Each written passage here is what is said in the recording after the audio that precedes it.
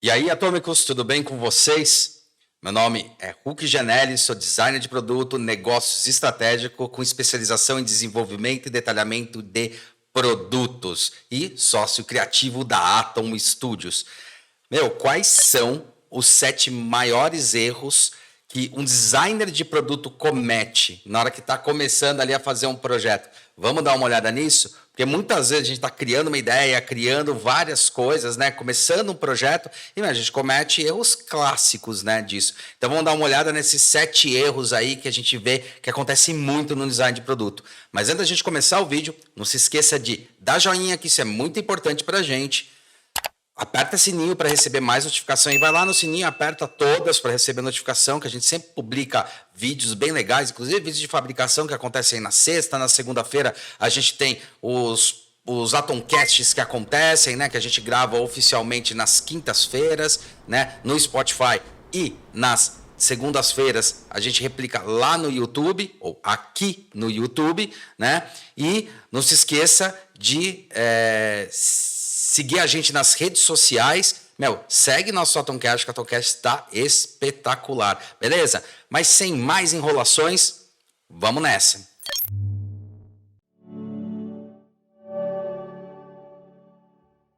As primeiras coisas que acontecem, a gente pode até falar que acontece com todo designer, mas é muito importante colocar isso independente, tá? Que é achar que a sua primeira ideia que você desenhou, é a ideia vencedora. É o maior erro que você pode cometer. Quando você acha que a sua primeira ideia é a ideia vencedora, primeiro, você está sendo arrogante num nível extremo. Segundo, você acha que realmente uma empresa te contratou, e essa empresa que te contratou, sei lá, para desenhar um mouse, por exemplo, você acha que essa empresa não teve uma ideia semelhante à sua? Cara, a probabilidade de ter tido uma ideia muito parecida com a sua, como uma resolução, é elevadíssima. Até porque quanto mais tempo existe a empresa no mercado, por exemplo, essa empresa que faz mouse, cara, mas eles vão conhecer o mercado. Então a primeira coisa é que a sua primeira ideia provavelmente não vai ser a melhor ideia. Pode observar. Aí tem gente que pode falar, não, mas eu tive já uma vez uma primeira ideia e foi genial. Não foi a sua primeira ideia. No mínimo, em algum momento, você já teve que fazer um trabalho parecido e na hora que você vai desenhar, você está relembrando e ajustando. E é isso que é legal, quando você vai passando mais tempo na profissão, você vai entendendo onde está o ponto. E a outra questão é que às vezes você vai na reunião e vai pensando de acordo com a solução que vão surgindo, com a reunião, com o briefing, e daí você vai adulando, você vai melhorando essa ideia. A sua primeira ideia, geralmente, é a pior ideia. Ela só está dando uma abertura. E essa é uma falha muito grave, porque o designer de produto, aquele designer de produto raiz, o cara que manja mesmo, o cara que é designer de produto, venhamos e convenhamos, ele vai desenhar a primeira ideia e vai saber que aquela primeira ideia é um primeiro sketch. E ele não vai ter preguiça de desenhar mais uma, 2, 10, 15, 30. Ele não vai ter preguiça de fazer isso. Mas quem geralmente tem preguiça, eu não quero desenhar muito, não quero fazer muito, não sei o que lá. Puta, mas eu tenho que desenhar de novo, mas tá tão legal. Cara, a tua primeira ideia pode estar legal, mas pode ter certeza que já tem coisa muito similar, tá? Porque sua ilha de cognição e tudo que você conhece, na boa, cara, não vai resolver. A empresa que tá há 30 anos no mercado fazendo mouse e você que tá 2 minutos conversando, ou, sei lá, que seja um dia, né, conversando lá para começar a acertar o projeto e começar o projeto, na boa, se a sua primeira ideia for a solução, ela não é a sua primeira ideia, pode ter certeza. Então, a primeira ideia nunca é a melhor solução, mas é um excelente ponto de partida. Uma outra coisa bem interessante é a gente pensar sobre um outro viés, o viés oposto, que é, minha ideia nunca está pronta, meu shape nunca está pronto, então fica em cima, fica em cima, fica em cima, fica em cima, e realmente, ele nunca vai estar pronto. Eu não conheço nenhum designer raiz, ou designer mesmo, de longa data, ou, na verdade, qualquer pessoas que são criativas, pessoas que querem inovar, querem fazer alguma coisa interessante, que acham que a ideia vai estar pronta. A ideia nunca vai estar pronta, é um fato. A questão é analisar até que ponto você tem que ir com aquela ideia e até que ponto você já foi. Porque muitas vezes você vai fazer o desenho, né? Você está fazendo desenho tal e você fala, puta, eu posso melhorar. É claro que você pode melhorar, ainda bem. Isso quer dizer que isso é uma capacidade humana de criar coisas novas. Se você parar de achar que não pode melhorar, então para que você vai para a profissão de design? Para nada. Tipo, já cheguei no ápice. Você nunca vai chegar no ápice. Jamais. Brutality. Isso é muito bom, é extremamente positivo. O que você tem que medir é o deadline do seu projeto, tipo, até quando eu preciso levar, posso propor novas ideias, né? E como eu posso trabalhar isso. Mas, de fato, quando você vai adulando, vai ajeitando, vai melhorando o seu projeto, você vai entender que vai ter um momento que o shape talvez não esteja completo, mas a ideia agora está lá, né? Que é extremamente o oposto da outra. Uma você falha, né? A primeira você falha por falta de desenho, a outra por excesso de desenho, excesso de preciosismo em momentos que ainda não são adequados. Cara, isso tem que tomar muito cuidado, porque é óbvio que a tua ideia nunca vai estar pronta. Pô, ainda mais num universo criativo, não precisa nem ficar comentando isso sendo redundante, né? Eu acho que, cara, é saber entender o limite de acordo com a entrega e de acordo com o que você já propôs. A terceira coisa que eu acho complicada dentro do universo do design de produto é quando a gente, com isso, com essa quantidade de ideias que vai surgindo, você começa a apresentar uma porrada de proposta para o cliente e achando que você vai chegar lá, com o cliente lá eu resolvo, junto uma coisa com a outra. Galera, pelo amor de Deus, a profissão, é exigido da nossa profissão saber filtrar o que vai apresentar. Até porque não é da habilidade do cliente. O cliente pode gostar, o cliente pode ser muito bom e o cliente pode estudar muito até sobre design. Eu já peguei clientes que são excelentes, até clientes que já são designers, que pediram para desenhar alguma coisa. Mas quanto mais propostas você mostra, maior a possibilidade e a probabilidade daquele vídeo que a gente comentou, né? Do cliente aprovar a porra de um ornitorrinco, cara, e não o pato. Então, assim, apresente menor número de propostas. Para mim, o máximo que tem que ser apresentado dentro de um cliente, tá? São 3 propostas. E no meu ponto de vista, eu faço da seguinte forma. A proposta que é mais clássica, quando eu falo clássica, dentro da linguagem que ele já usa atualmente, uma proposta hiper ousada, mudando a linguagem, mudando a estrutura, mais pensando, obviamente, no público, no brand, tudo isso, eu não preciso nem ficar citando, né? Tirar da bunda, pelo amor de Deus. Através da pesquisa, você entendeu que você pode ir para vários lados. Né? Você pode, ou por um lado, manter a linguagem que tem, porque faz sentido, então eu vou usar essa linguagem, jogar numa coisa mais segura, fazer uma coisa radical que realmente vai mudar, os clientes vão começar a olhar e falar, nossa, eu entendo, eu vejo a marca ali, mas nossa, eles estão mudando a linha, estão mudando o desenho, que bacana, e jogar no meio termo, que é pegar alguns elementos dessa coisa radical e pegar alguns elementos dessa coisa básica e jogar no meio termo. O que isso é? Você está trabalhando exatamente tudo aquilo que você estudou, tudo aquilo que você pesquisou e percebeu que o básico, inclusive, está muitas vezes naquela sua primeira ideia. Tem coisas do básico, porque você está seguindo meio padrão. Na sua ideia radical, depois de estudar muito, é praticamente a última ideia, ou um compilamento de várias ideias boas que você finalizou num produto, num desenho de projeto, e aí você apresenta isso daí para o cliente. Então, ele é radical em vários pontos. E o do meio é justamente jogar com essas 2 linguagens. Por que não apresentar mais que 3? Cara, porque você está correndo o risco seríssimo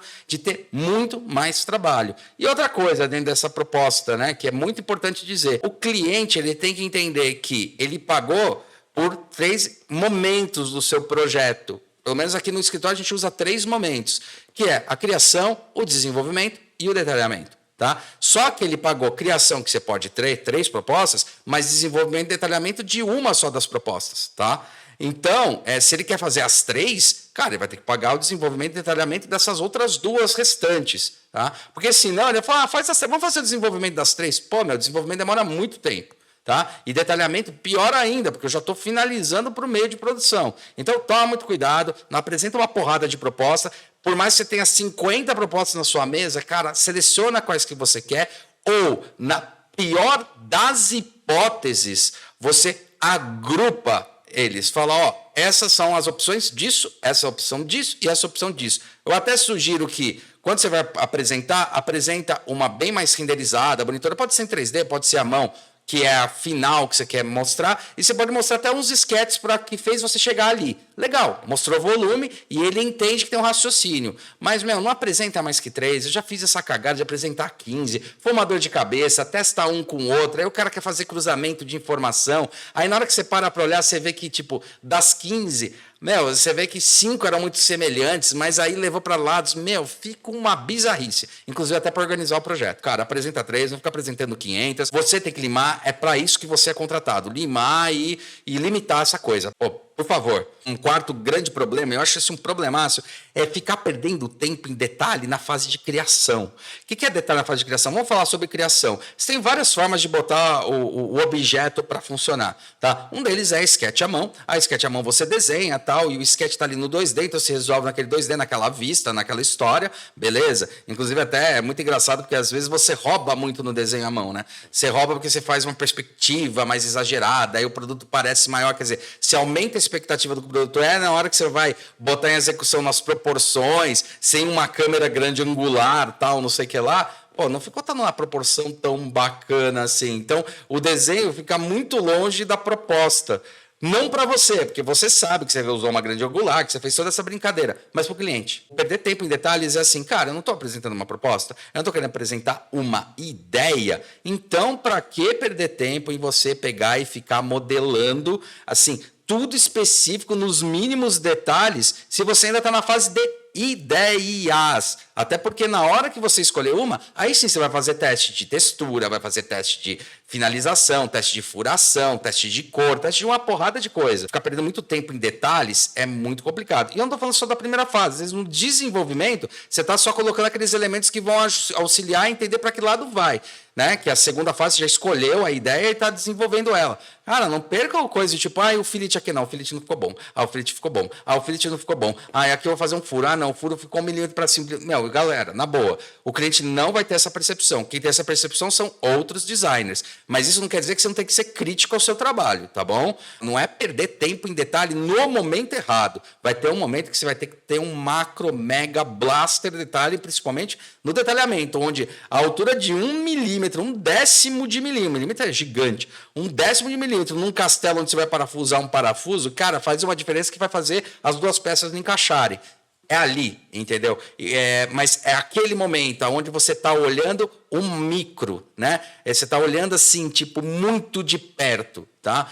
Que não é o momento da criação, muito menos o momento de desenvolvimento. Na verdade, não é o momento de desenvolvimento, muito menos o da criação, me ajeitando aqui, melhor dizendo, né? E beleza. E eu não estou falando de detalhes tipo, o detalhe do chanfre, o detalhe de tal coisa que vai deixar o desenho bonito. Eu estou falando de detalhe de, deixa 1 milímetro. Não, tira 1 milímetro. Não, isso aqui ficou muito fundo, deixa menos fundo. Tanto que existe um truque de render que a gente faz pra caramba, que é, às vezes, aumentar um fillet ou exagerar num fillet ou num aprofundado para dar mais efeito dramático pro render. Porque, na verdade, ele vai ser menor, mas quando você vê ele ao vivo, realmente aquilo lá aparece mais. Porque se você ficar perdendo, para você fazer um render topzera, cara, você tem que trabalhar quase uma semana para chegar ele no full perfeito. Tomar muito cuidado para não ficar na hora errada fazendo micro detalhes. Por favor. Uma outra coisa que eu acho que é um problema gravíssimo no design de produto, mas esse eu acho gravíssimo.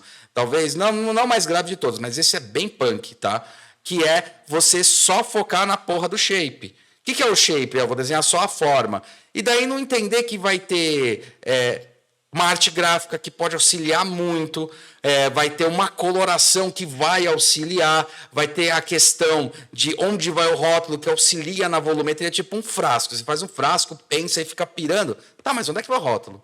O rótulo não vai aqui? Como é que ele vai ocupar esse espaço? De que maneira esse espaço vai ser ocupado? Porque ele vai mudar a gestalt do desenho. Tá? Vai mudar essa forma, esse sentido do desenho. Então, presta atenção nisso. Não fica só na porra do shape. Tá? Um produto não se resolve só no shape. Ele é uma mistura, até porque o produto está no espaço. As pessoas usam, vai ter comunicação, vai ter embalagem, vai ter outros produtos do lado. E na verdade, que aí eu vou falar no último item, cara, ele está no espaço, porra. Ele tem que estar no lugar ali. Então, não faz sentido, sabe? Você falar, o meu shape está pronto, o resto ferre. Não, é tudo relacionado, cara. Né?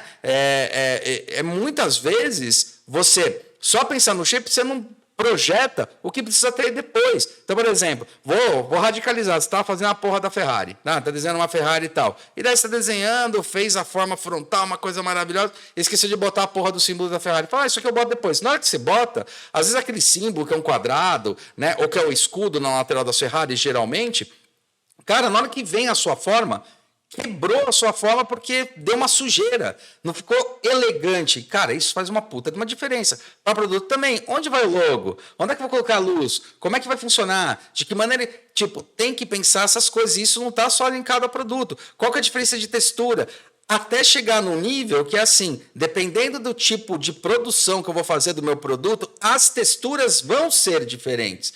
Lei do engano, achar que vai ser tudo bonito. Por exemplo, tem uma coisa que como é que fala? Tecnologia invisível, né? Que a Apple fez pra caramba, que é, olha, eu faço um vidro todo liso, lindo, maravilhoso, tal, não sei o que lá, e vai parecer tudo black, vai ficar tudo preto, lindo, maravilhoso.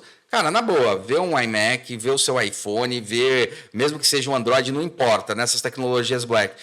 Existe uma diferença considerável entre a moldura, mesmo que o vidro passe em tudo, e a tela, por cor, por textura.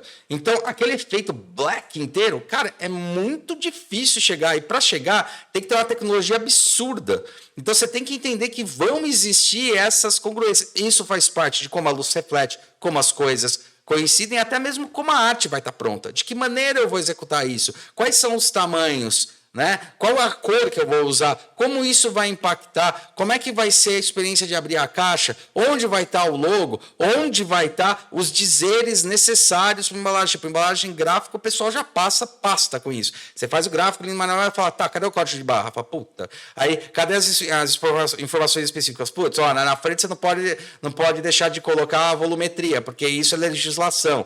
Putz, essas coisas, então, impactam. Tá? Impacta em produto, impacta em um monte de coisa. Então, não fique preso no shape. Ah, resolvi o shape, está pronto. Não. Você tem que entender como funciona todo o resto. Você não precisa ser uma habilidade especialista, mas você tem que entender como vai funcionar e quem vai trabalhar com isso. Minha dica é trabalhar sempre em conjunto com esse pessoal que vai fazer o gráfico e tal. Que, aliás, foi o que a gente fez durante muitos anos no No Design. Tá? Na primeira fase do No Design, que a gente fazia muita coisa para a Natura, a gente trabalhava em parceria com a Design com Z. A Design com Z fazia o gráfico, a gente o produto, e a gente se encontrava muito. A gente mandava, entendia a proposta, a cor, para ver como é que ia funcionar a forma, como é que ela ia se comportar no espaço. Quando você tem uma ideia, você percebe, depois de um tempo, que, nossa, tem um produto igual. Putz, estou lascado.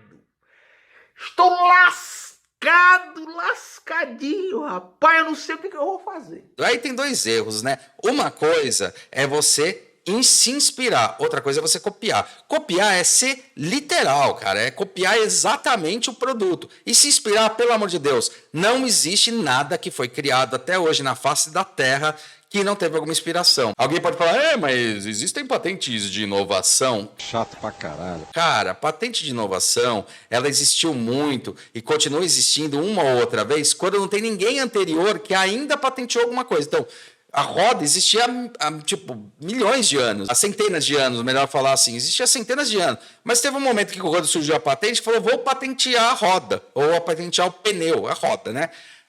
Aquela primeira vez que alguém patenteou, para a patente a gente chama de invenção, porque ninguém ainda tinha patenteado sobre aquele registro, mas a roda já existia há muito tempo. Parabéns! Quem não sabe fazer, copia mesmo, né? Então, o que acontece? Todos os projetos, sim, são inspirações, são inspirados em alguma coisa. Até porque a ideia de um designer, a ideia de um projeto é evoluir do passo onde o outro anterior não evoluiu. Qual é a diferença, né, entre uma cópia? Uma cópia fala, puta, ficou legal, aí você faz igual, troca o logo.